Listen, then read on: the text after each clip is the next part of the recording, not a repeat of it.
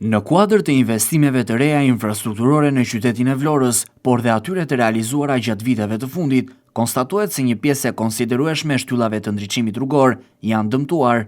Shkak kryesor i këtyre dëmtimeve mbeten aksidentet rrugore, të cilat kanë sjellë përkuljen, thyerjen apo daljen jashtë funksionit të shtyllave ndriçuese. Megjithatë, ky shqetësim është ngritur edhe më parë nga televizioni 6+1 Vlora. Deri më tani, nuk është marrë asnjë masë konkrete për riparimin apo zvendësimin e tyre. Situata është veçanërisht evidente në zonën e rrugës së Plazhit të Vjetër, si edhe përgjatë aksit rrugor drejt Zvërnecit, ku disa shtylla ndodhen në gjendje të amortizuar dhe paraqesin rrezik të drejtpërdrejtë për qytetarët dhe drejtuesit e automjeteve.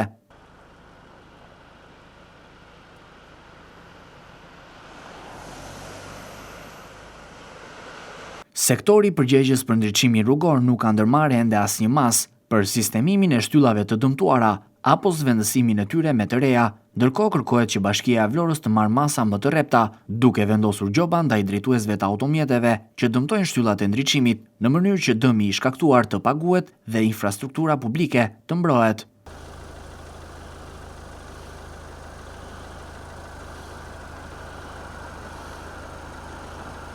Sipas vëzhgimeve në teren, një pjesë e shtyllave ndodhen në rrezik shembjeje, duke përbërë jo vetëm një problematikë estetike, por mbi të gjitha, një rrezik serioz për sigurinë publike.